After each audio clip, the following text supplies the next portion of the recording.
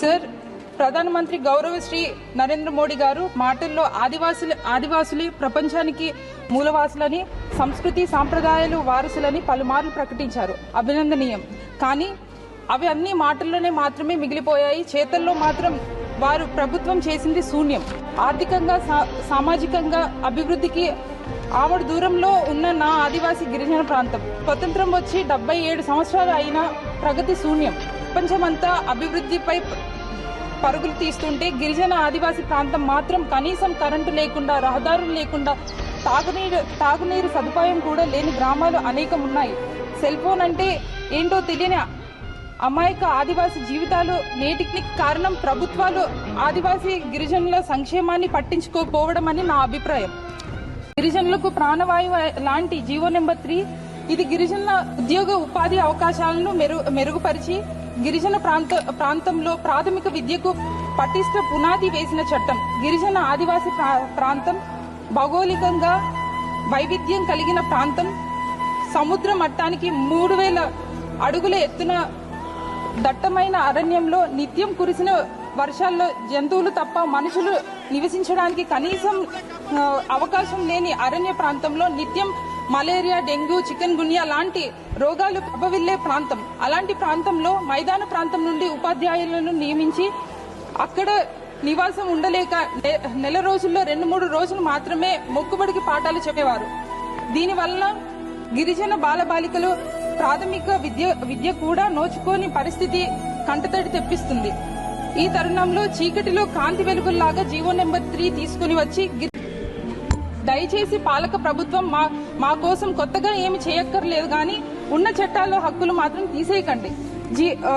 జీవులకు ప్రాణవాయువు ఎంత ముఖ్యమైనదో గిరిజన ఆదివాసీ విద్యా సంస్థలకు, యువత ఉద్యోగ ఉపాధికి ప్రాణవాయువు జీవో నెంబర్ 3 సార్ పునరుద్ధరించాలి. లేకపోతే ప్రత్యామ్నాయంగా మరో జీవో తీసుకుని వస్తే గిరిజన ఆదివాసీ ప్రాంతాలకు 100% ఉద్యోగాలు స్థానిక గిరిజనులకి మాత్రమే భర్తీ చేయాలని కోరుకుంటున్నాను సార్. ఈ జీవో నెంబర్ 3 మీద కొన్ని లక్షలాది మంది గిరిజన నిరుద్యోగులు ఆధారపడి ఉన్నారు సార్. ఖచ్చితంగా ఇట్లాంటి జీవోని మాత్రం తొలగించకుండా, లేకపోతే తొలగించవలసి అవసరం ఉంటే ఈ జీవో నెంబర్ 3ని ఇంకో జీవో నెంబర్తో మళ్ళీ పునరుద్ధరించాలని చెప్పి మిమ్మల్ని కోరుకుంటూ సెలవు తీసుకుంటారు. Thank you sir.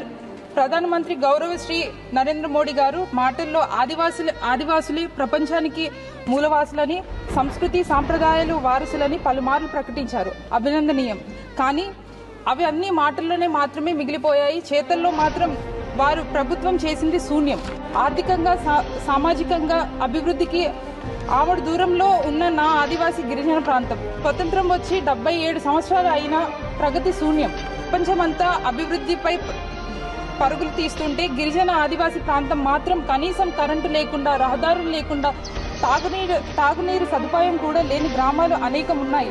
Cell phone అంటే ఏంటో తెలియని అమాయక ఆదివాసీ జీవితాలు నేటికి కారణం ప్రభుత్వాలు ఆదివాసీ గిరిజనుల సంక్షేమాన్ని పట్టించుకోకపోవడం అని నా అభిప్రాయం. The second major issue, especially in my constituency of Araku, is the relief and rehabilitation of people in the 4 mandal of Rampachodavaram constituency as a result of Polavaram irrigation project in Chintur and Etapaka. For the R&R, as on a date, a total of rupees 255.85 crores was spent. During the period of 2014 and 2019, no amount was spent towards R&R. During 2019 and 2023, 4 years, rupees 252.84 crores was spent.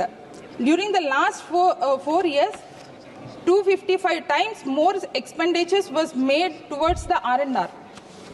During 2014 and 2019, no PDFs were shifted.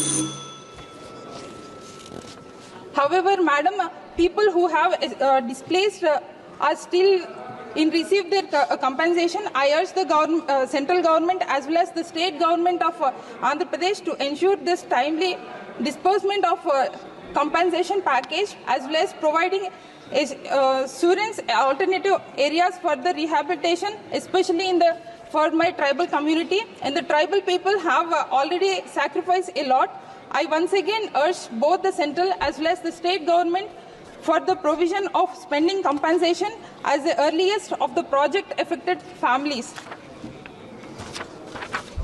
Madam, Pradhan Mantri Kishan Mandan Yojana offers contributory secured policy, however, assured pension amount of 3,000 rupees, which has so far for the past 5 years.